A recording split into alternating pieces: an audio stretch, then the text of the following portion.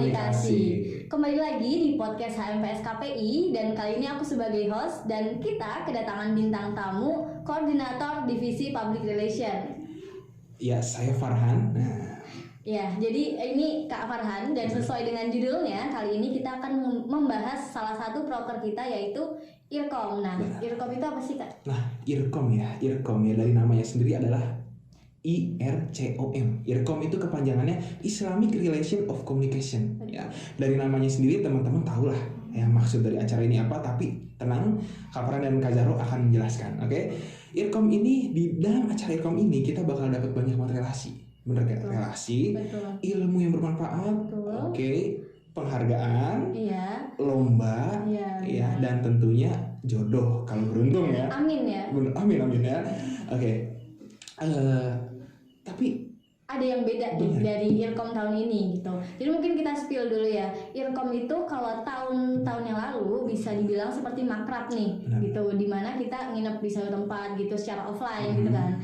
Tapi berhubung tahun ini masih pandemi dan ada baiknya kita menyelenggarakan acara ini secara online dulu. Jadi konsep tahun ini adalah diadakan secara online ya, berupa sharing session dan lomba yang diadakan juga secara online ya. Betul. Tapi tenang Kak Jaro dan teman-teman juga tenang ya, karena konsep acara ini walaupun diadakan secara online masih tetap menarik ya, masih tetap menantang dan tentunya penghargaannya juga luar biasa. Benar. Ya.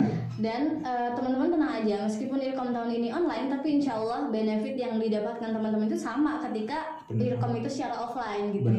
Benar banget ya. Betul. Okay. Dan mungkin sedikit konsep IRCOM tahun ini kita itu mengusung dua kegiatan gitu ya, bisa dibilang mungkin dua kegiatan. Yang pertama itu sharing session dan yang kedua adalah lomba yang diadakan secara online. Nah, sharing sessionnya kali ini kita masih menggunakan Zoom, aplikasi Zoom, karena selain praktis, mudah di-download dan menurut saya pemakaian kuotanya juga tidak terlalu banyak sih ya. Iya, dan teman-teman pasti udah terbiasa kan pakai akun Zoom. Terbiasa mengakun Zoom ya. Dan yang kedua itu adalah lomba. Ya, nah lomba ini perlu kita bahas nggak nih? Perlu dong, biar skill teman-teman. Biar makin menantang dan semangat ya nggak? Jadi untuk lombanya kita akan mengadakan, jadi nanti teman-teman ini kita akan buat per kelompok ya. Bener banget, dan mereka wajib punya nama kelompok. Ya kan keren kalau misalnya kita kelompok lavender, asik keren nggak? Ya kan? Bener banget kan. Nanti teman-teman per kelompok ini beserta PJ-nya ya, biar gampang mengkomunikasikannya ya. Ada punya PJ ini ya. Teman-teman nanti bikin video ya per individu, di mana video ini berupa vlog ya. Berupa vlog. Nanti teman-teman edit sekreatif mungkin ya, dan berbicara juga sekreatif mungkin, yang kemudian disatukan menjadi sebuah konten. Iya benar. Jadi kontennya itu vlog, tapi teman-teman kan dibagi nih, satu kelompok ada 7 orang. Nah, per orang ini nanti harus ngomong, dan nanti video dari per orang ini dijadikan satu vlog gitu. Dan tenang aja, di vlog ini pasti kita juga mau kita menawarkan tema gitu ya Kak, biar vlognya teman-teman nggak bingung lagi nih mau bikin vlog tentang apa gitu. Tentang apa nih ya kan? Nanti ada tema, jadi teman-teman tinggal milih yang menurut teman-teman bisa teman-teman kuasai. Iya benar. Jadi soal tema itu ada 3 tema yang mau kita angkat, yaitu kemahasiswaan, pendidikan, dan pemuda. Teman-teman bisa pilih aja nih salah satu dari ini. Gitu ya. Dan soal rules lombanya tenang aja udah kita bikin, dan nanti kita upload aja ya di Drive biar nanti bisa diakses sama teman-teman. Nah, mungkin teman-teman juga masih pada belum tahu nih Kak Jaro ya. Kan sekarang sosmed itu banyak, ada YouTube, ada TikTok, ada Instagram. Ini kita lombanya enaknya uploadnya di mana? Oh iya benar. Kalau dari kita sendiri, karena menurut aku ya Instagram sih yang udah jadi sosial media yang benar-benar melekat ya di kehidupan kita. Kayak nggak mungkin kan setiap hari nggak buka Instagram gitu. Jadi nanti lombanya teman-teman udah dijadiin satu kelompok udah diedit semaksimal mungkin. Nanti diupload di salah satu akun kalian. Diupload terus ada nanti tag Instagram HMPS dan ada beberapa hashtag juga yang akan kita pakai gitu. Jadi panitia sendiri melakukan penilaiannya dari melihat Instagram mereka itu ya. Benar. Dan durasi ya mungkin. Nah, durasi kan teman-teman satu kelompok itu 7-8 orang. Durasi dari kita menginginkan durasinya itu 4-7 menit aja. Biar nggak terlalu panjang tapi juga nggak terlalu sedikit ya. Benar. Berarti teman-teman ini harus benar-benar kreatif dalam memanage waktunya ya. Gimana caranya supaya 1 sampai 7 orang ini kebagian ngomong dari durasi 4 sampai 7 menit gitu ya. Oke, benar-benar. Dan mungkin teman-teman masih bertanya-tanya soal kriteria penilaiannya gitu kan. Banget. Nah, kriteria penilaian yang pertama banget tentu saja anak dalam satu kelompok ini semua anggota harus in frame, harus ngomong gitu. Terus yang kedua, kesesuaian tema yang diangkat sama hasil videonya. Benar. Ya, terus lagi Kak. Terus kreativitas dalam mengedit ya, dalam menyusun konsep materinya, yaitu termasuk kreativitas ya. Dan ingat, poin-poin ini harus diperhatikan. Jangan sampai teman-teman cuma materi saya sudah bagus kok, editnya nggak perlu bagus. Jangan ya. Jangan. Iya, karena kita nilai dari keseluruhan.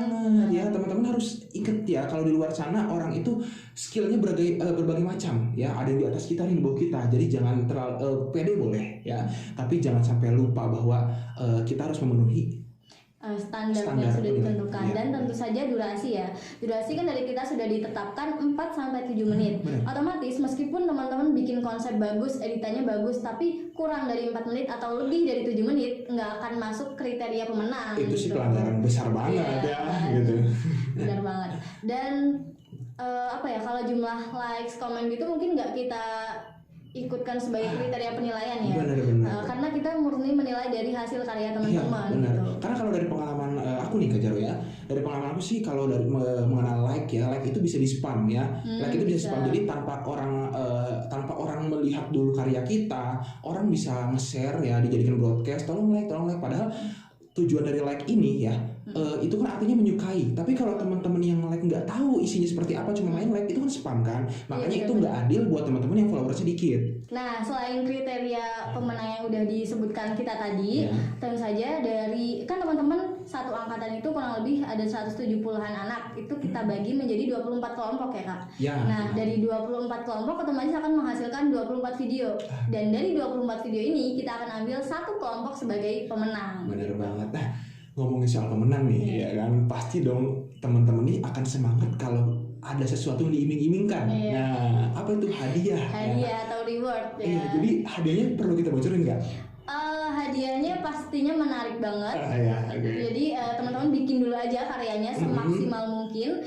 Untuk reward ya nanti di belakang. Pokoknya ada satu kelompok dan 7 orang pemenang dari satu kelompok itu ya. Iya, dan itu akan dapat semua ya Kak. Iya benar. Gitu. Terus ini mungkin teman-teman masih ada yang bingung nih soal aku bikin vlognya kayak apa misalnya gitu. Tenang aja, dari panitia HMPS akan bikin contohnya.